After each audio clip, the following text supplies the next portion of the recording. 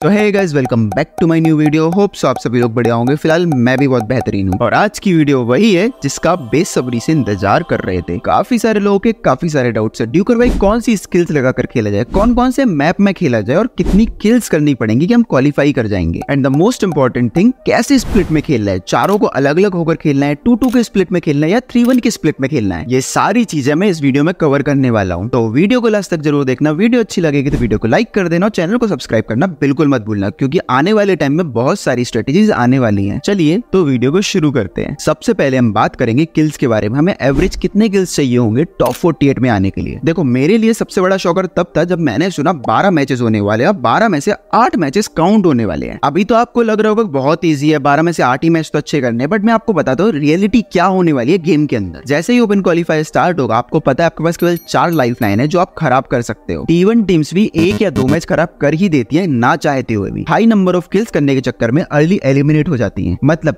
1 या 2 मैच तो हर टीम के खराब होने ही होने हैं, जिसकी वजह से टीम प्रेशर लेना चालू कर देगी, जिसकी वजह से बूया मिस हो जाएंगे। एंड ओपन क्वालिफायर में पॉइंट्स काउंट होने वाले, ना कि केवल किल्स। मतलब अगर आप किसी मैच में बूया मिस कर रहे हो 50 किल करने के बाद, तो वहां पे आप 5 से 6 पॉइंट मिस कर रहे हो। 3 पॉइंट्स तो बूया के, बाकी 2 या 3 पॉइंट्स तो सामने वाले एनिमी के। मतलब अगर आपकी टीम 50 किल करके सेकंड पे मर जाती है और कोई दूसरी टीम 48 किल्स करके बूया कर देती है, तो उसके पॉइंट्स आपसे ज्यादा होंगे एंड वो लीडर बोर्ड में भी आपसे ऊपर होगी। तो कुछ भी करना, बस बूया मिस मत करना। मींस 12 में से अगर 8 मैचेस में आपका बूया है और हर मैच में आपने 48 to 55 के बीच में किल्स निकाले हैं, तो ये गारंटी मैं देता हूं कि आप टॉप 48 में बैठे होंगे। एंड इसमें से एक मैच आपका ऐसा भी होगा जिसमें आपने 60 किल्स निकाले होंगे। मींस टॉप 48 में बैठी हुई हर एक टीम का एक मैच ऐसा जरूर होगा जिसमें उन्होंने 60 प्लस किल्स निकाले होंगे, which will help them to enter in top 48। मतलब अगर आप मान के चले तो टॉप 48 का जो एवरेज होगा वो होगा 50 to 54 के बीच में। इसका मतलब ये नहीं है अगर आपने कोई 45-46 किल बूया निकाल दिया तो आपको वो मैच बेकार हो गया, क्योंकि मेरे भाई बहुत सारी टीम्स गलतियां करने वाली है। उसमें से कई सारी तो T1 टीम्स होंगी, क्योंकि वो खेलती है ओवर कॉन्फिडेंस में और वही उनको ले डूबेगा। अब कौन डूबेगा, कौन नैया पार करेगा, ये तो हमें ओपन क्वालिफायर के रिजल्ट के बाद पता चलेगा। बट उसके पहले ये जानना बहुत इंपॉर्टेंट है हमें कौन कौन से मैप्स में खेलना है। देखो, सब लोग यहाँ पे अपनी अपनी थ्योरी यूज कर रहे हैं, बट मैं आपको एक सच्चाई बताऊं, मैप डिलीट करने से कोई फर्क नहीं पड़ेगा। और अगर आप सोचते हो बरमूडा और नेक्स्ट्रा अकेले खेलो, तो याद रखना सभी टीम्स जिनको भी ये चीज पता चल गई है वो भी बरमूडा और नेक्स्ट्रा ही बस खेलने वाली है। दैट मींस उनको ये भी पता होगा कि हमें हाई नंबर ऑफ किल्स करने पड़ेंगे। मतलब आपकी लॉबी 2 पार्ट में बट गई। मतलब अगर आपके उस नेक्स्ट्रा वाले मैच में 50 किल होने वाले थे और अगर वो टीम जिसको पता है नेक्स्ट्रा में ही खेलना है और वहां पे किल्स निकलेंगे, वो भी किल्स के पीछे भाग रही, तो आपके किल्स तो 50-50 बट गए। मतलब जो मैच आपका 50 किल जाने वाला था, सामने वाली टीम भी मार रही है, इस वजह से वो मैच आपका 35 से 30 किल का हो जाएगा। मतलब अगर बोलूं, चांस तो बहुत कम है एक मैप में 2 अच्छी टीम आने के, बट आप याद रखो आपने बाकी के मैप्स डिलीट करके रखे और उन्होंने भी बाकी के मैप्स डिलीट करके रखे, तो मैच मेकिंग में तो लग ही सकते हो। और मैंने आज से पहले 3 ओपन क्वालिफायर्स खेले हैं और क्वालिफाई भी करे हैं। तो मेरे साथ क्वालिफाई करने वाली कई टीम्स के परगेटरी में ही हाई नंबर ऑफ किल्स निकले हैं। बट अगर आप मुझसे जेन्युइनली पूछेंगे कौन से मैप्स आपको खेलने चाहिए, तो मैं 3 मैप का सजेशन आप लोगों को दूंगा। देखो, बरमूडा को डिलीट करने का ऑप्शन नहीं है, बट अगर होता तो मैं जरूर उसको डिलीट कर देता, क्योंकि हर BR रैंक प्लेयर को बरमूडा का चप्पा चप्पा पता है और उसको बहुत कॉन्फिडेंटली भी खेलता है। तो बरमूडा तो डिलीट कर नहीं सकते हैं। तो मेरे सजेशन में पहला मैप बरमूडा, दूसरा मैप आपका सोलारा, तीसरा मैप आपका नेक्स्ट्रा। काफी सारे लोग सोच रहे होंगे मैंने सोलारा का क्यों बोला, क्योंकि सोलारा एक छोटा मैप तो है ही, साथ में वहां स्लाइड्स होने की वजह से बहुत जल्दी रोटेशंस होते हैं, जिसकी वजह से आप एक जगह से दूसरी जगह बहुत इजीली चले जाओगे, हिट लिस्ट को भी चेस बहुत इजीली कर लोगे। एंड ये सोलारा वाला सीक्रेट आपके और मेरे बीच में बस रहना चाहिए। अब हम बात करते हैं कौन सी कैरेक्टर स्किल्स लेके खेलना चाहिए। बहुत सारे लोगों को एक कंफ्यूजन है कि चारों प्लेयर्स एक सी कैरेक्टर स्किल्स लेके खेल सकते हैं, क्योंकि टूर्नामेंट्स में तो अलाउ नहीं होता है। बिल्कुल खेल सकते हो। चारों प्लेयर्स अगर चाहे तो तस्वीर लेके भी खेल सकते हैं, चारों प्लेयर अगर चाहे तो ऑस्कर लेके भी खेल सकते हैं, कोई बाउंडेशन नहीं है। 2 दिन पहले आई हुई अपडेट के बाद तस्वीर थोड़ा बेकार करा गया है, but in my opinion FFC mode के लिए अगर एक कैरेक्टर पूछा जाए तो तस्वीर और ऑस्कर सबसे बेस्ट कैरेक्टर है। अब एक्टिव में तो तस्वीर, स्काइलर और ऑस्कर आ जाएंगे, बट पैसिव का क्या, मैं 2 कैरेक्टर्स बताऊंगा जो बहुत इंपॉर्टेंट है। पहला नायरी और दूसरा सूजी। नायरी आपको हेल्प करेगा क्लोज रेंज फाइट में और सूजी आपको हेल्प करेगी जल्दी लूट करने में। देखो, वेंडिंग मशीन के अंदर सब कुछ अवेलेबल है और उसके लिए आपके पास कॉइन्स होने चाहिए। मतलब वेस्ट, हेलमेट, ट्रोन, आप सारी चीजें वेंडिंग से निकाल सकते हो। इससे आपका ना तो टाइम वेस्ट होगा, साथ ही किसी भी जोन में अगर आपको वेस्ट हेलमेट की जरूरत पड़ती है तो आप तुरंत अपनी पॉकेट वेंडिंग से भी निकाल पाओगे। मानो मत मानो, बट सूजी आपको बहुत हेल्प करेगा, आपके गेम के पेस को इंक्रीज कर देगा, जिसकी वजह से आप high number of kills achieve कर पाओगे। बाकी कैरेक्टर स्किल्स का कंप्लीट कॉम्बिनेशन मैं इंस्टाग्राम पे अपलोड करने वाला हूं, तो डिस्क्रिप्शन में लिंक है, जाके फटाक से फॉलो कर लो। अब बात आती है आखिर खेले तो खेले कैसे। 2-2 के स्प्लिट में खेले, 3-1 के स्प्लिट में खेले, या चारों बंदे अलग अलग होकर खेले। कहां से स्टार्ट करना है, लैंडिंग कहां करनी है, वहां से हिटलिस्ट लेकर कहां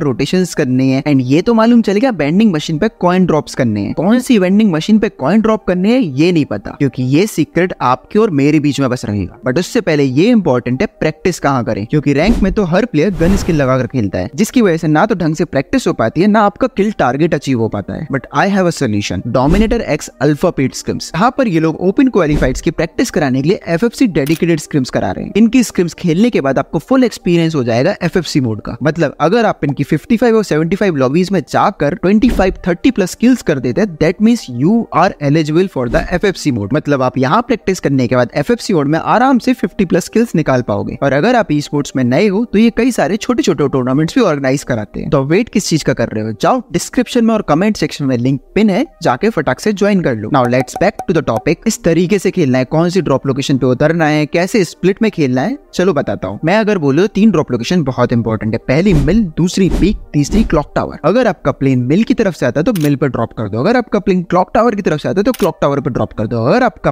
प्लेन सेंटोसा के ऊपर से जाता है तो पीक पे ड्रॉप ले लो, क्योंकि एक एक सेकंड इंपॉर्टेंट है। जितनी जल्दी आप प्लेन से ड्रॉप लोगे उतना आप टाइम बचा पाओगे। बट याद रखना, पीक पे आप अकेले नहीं होगे, आपके अलावा 2 से 3 स्क्वाड होंगे, तो ध्यान से खेलना। अब स्प्लिट कैसे लेना है ये बताता हूँ। अगर आपसे कोई ये बोलता है कि चारों बंदे अलग अलग स्प्लिट ले लेना और किल्स उठाने की कोशिश करना, तो मेरे हिसाब से सबसे गंदा स्प्लिट होगा। इन माई ओपिनियन, पीक में ड्रॉप लेने के बाद 2-2 के स्प्लिट में बट जाना, दोनों रशर्स को साथ जाने देना है, स्नाइपर और नेडर को साथ जाने देना। एंड एज अ स्नाइपर और नेडर आप याद रखना, आपकी जितनी भी फाइट हो लॉन्ग रेंज में ही किल निकालो। Also double vector is most underrated gun. इस अगर आप रशर हो या आप नेडर हो, अगर आपको स्टार्टिंग में अच्छी गन नहीं मिलती है और आपको रोटेशन जल्दी करना है तो डबल वेक्टर उठाओ, गाड़ी में बैठो और निकल पड़ो। बाकी लूट तो आपको मारते मारते मिल जाएगी। 2-2 के स्प्लिट में रहना, बट बहुत ज्यादा डिस्टेंस में मत जाना। मतलब मैक्स टू मैक्स 200 से 250 मीटर, जिससे अगर आपका डुओ मेंबर मर जाता है तो आपकी टीम बैकअप देने के लिए जल्दी से आ पाए। इसके अलावा अगर आपको कोई भी कंफ्यूजन है, उसके लिए मैं डिस्क्रिप्शन में 5 लिंक दे रहा हूँ एफएफबीसी क्वालिफाइड टीम्स की, तो उससे आप समझ जाओगे उन्होंने किस तरीके से खेला। बाकी सूजी लगा लोगे तो आपके पास हाई नंबर ऑफ कॉइन्स होगे, तो उनको आप वेंडिंग्स पे ड्रॉप कर सकते हो। केवल उन वेंडिंग्स पे ड्रॉप करना जहाँ पे जोन है, और अगर लास्ट जोन में आपको वेंडिंग मिल जाती है तो वहां से भी आप बहुत सारी किल्स जनरेट कर सकते हो एनिमी को कॉइन्स दे देकर। बाकी that is all for today guys. Hope so आप सभी को वीडियो अच्छी लगी। वीडियो अच्छी लगी तो वीडियो को लाइक कर देना, चैनल को सब्सक्राइब कर देना, इस वीडियो को अपने टीममेट के साथ शेयर करना बिल्कुल मत भूलना, और बता देना कमेंट सेक्शन में अगर आपको फॉर्मेट के ऊपर भी वीडियो चाहिए है तो। तब तक के लिए bye bye, good night and take care.